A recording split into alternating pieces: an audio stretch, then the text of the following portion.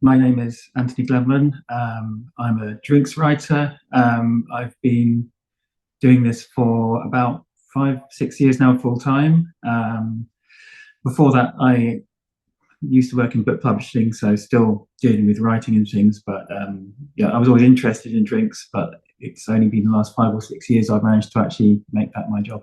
In 2022, I was already moving towards writing more about spirits. I started off just writing about beer, but that's slowly broadened out. First of all, I added cider, then I added spirits, mainly because that's what I'm interested in. I still love beer, but I've never only ever drunk beer. I've always drunk all kinds of things, so it's nice to be able to write about those as well. So yeah, 2022, I won a prize, the Guild of Food Writers Drinks Writing Award, and I thought, well, I can't win this prize and then just not do anything with it. I have to try and use that to go and get something new going on in my career. So I managed, off the back of that, to get a book agent. And first of all, I approached her about a different book, which might still happen. So I won't say too much about it now. But it was just really lucky timing because she knew someone at DK who was looking for someone to write this book on gin. They have a series, one on beer written by Mark Dredge. They have one on whiskey and one on wine. And they knew they wanted a gin one. They just didn't know who was going to write it. So it was just lucky that I came along at that point. And I'd written a couple of articles about gin quite recently, and yeah, the stars aligned. Yeah, so the book is called Gin, a Tasting Course. It's the strapline is it's a flavour-led approach to the world of gin. So I think that's the interesting key to unlocking gin, because if you don't know much about gin or much about a particular gin, the main thing you're going to care about is, what does it taste like? Am I going to enjoy it? And especially if you're, things that people are finding cost of living difficult these days, if you're going to drop 30, 40 quid on a really good bottle of gin, you want to make sure it's going to be money that you don't mind spending, because it's going to pay back in terms of flavour and enjoyment in the glass. A lot of drinks books will break down their spirit and say these are the German gins, these are the French gins, these are the American gins, but gin isn't like wine. And where it's made doesn't necessarily have any bearing at all on what it tastes like. So I think it's more important to break the gins down by what the flavour group. So I've got gins that taste like gin, which is a kind of, for the classic ones, or a nice way in for people who don't know the spirit at all. But then it goes further down to citrus gins or fruity gins, floral or herbal, and a few other ones. It's broken down into two main parts. So the first part is a little bit of history, or a little bit about the distilling, or what gin is, or about the botanical ingredients.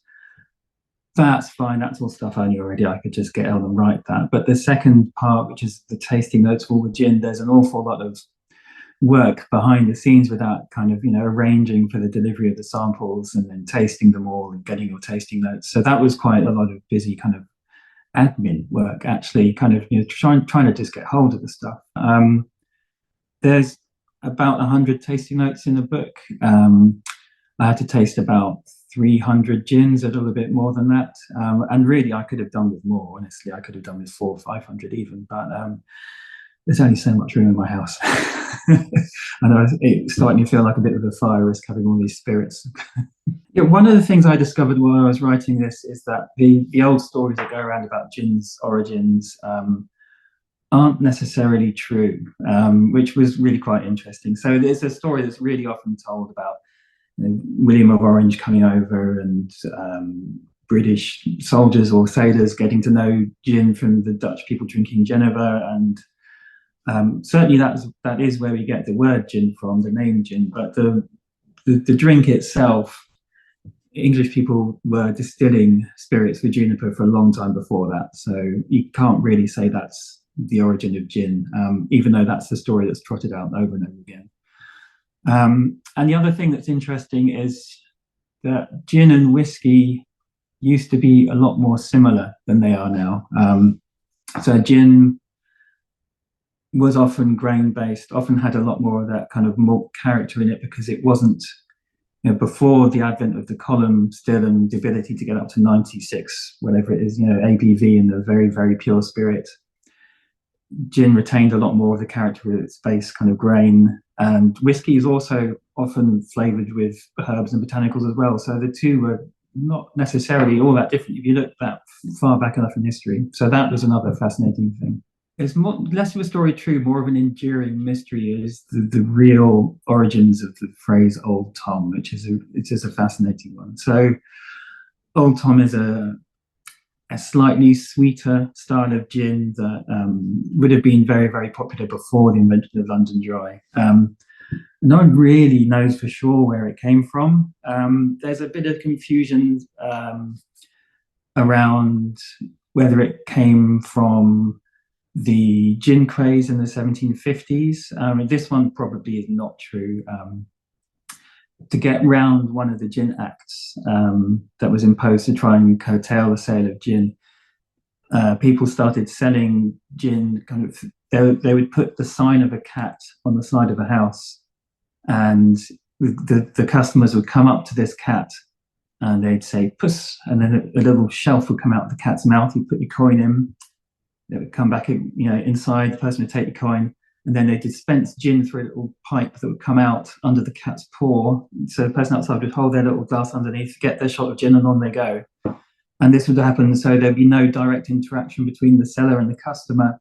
So the authorities wouldn't be able to prove that anyone was breaking the law. So that was a kind of ingenious way of getting around these laws intended to curb the sale of gin. That was called, they were called Puss and Mew shops, or I think that was the phrase. And some people kind of conflated that with Old Tom, but that's probably not where it came from. There's another story from a bit later on, I think 19th century, about I can't remember which one now, but there was a gin distiller who was aging gin in a big wooden vat, just how things would have been back then, because everything was in vats and barrels and casks. And supposedly a cat fell in, and so the name Old Tom came from that. It's possible, but we don't know for sure that that's where it came from. Or it could just be named after a particular distiller. Yeah, gin's been huge for quite a few years. And that's partly why it's such an interesting category, because there's so much variety out there and so much flavor choice. Basically, anything you want, there's probably a gin that's going to taste like it, which is great, but it's also a challenge when it comes to writing a book about the whole entirety of gin. Like, where on earth do you start, because it's so huge? But yeah, I really enjoyed exploring all the different kind of characters gin can have.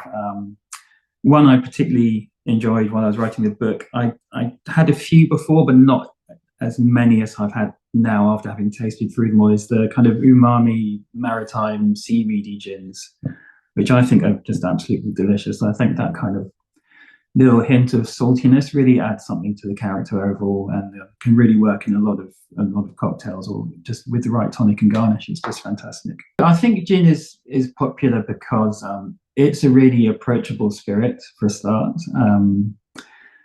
Because there's so many gins out there, you're more than likely going to be able to find the one that suits your palate and your taste and your price point, which is really important. And the really good examples of it, it's just a really fun drink. A lot of drinks can be, I don't know, sometimes it seems it's a bit serious and people feel like they ought to know more about it than they do, that kind of thing. I don't feel people really have that so much with gin. It's more of a kind of a fun time, exuberant spirit. It's all about these flavors that burst out of the glass at you, and it's just a joyful thing to drink a good gin.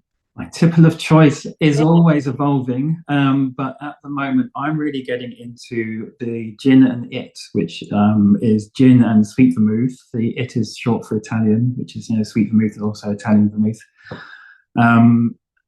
It's only 2 ingredients, but there's so much variety you can have with just either changing the gin or the vermouth or both, and it's an absolutely delicious drink. You've got to give it a little stir first. It can be a bit much straight off the bat, but just that little stir just to give it that little bit of dilution make sure there's enough ice in there that then it's not going to melt too quickly, then it's just a wonderful drink. I think it's for an interested gin drinker who wants to learn more about the spirit. Someone who doesn't necessarily know a huge amount. They may have tried a few gins that they like, but they don't necessarily know how it's made or why they like the ones they do. Hopefully this will help them understand that it might be a particular botanical that they like or a particular style of gin that they like, and hopefully it will give them the keys to kind of then go on and explore a bit more. And hopefully also with the focus on the flavor and the bit about, you know, how to do your own tasting notes and stuff, hopefully it'll make people feel more confident about how a gin is probably going to taste and whether they're going to like it before they've even opened the bottle. That's the real aim, so that you can spend your money on that bottle of gin with that little bit more confidence. That's what I want. So I have a couple of things on the go. I have just sent in a proposal for my next project to my agent, so I can't say too much about that yet, but it will follow on nicely from this gin book. That's what I can say. So I, really hope that comes through, and if it does, that will keep you busy for the next year or so. And then, a few magazine articles still, and hopefully lots of events and tastings to promote the book throughout the next few months. I'm hoping I can put a few on in London and around the country, down in Brighton, up in York, places like that. So yeah, hopefully be able to share some of my enthusiasm about gin with people in person. There's my website, which is anthonygladman.com. That's always a good place to look.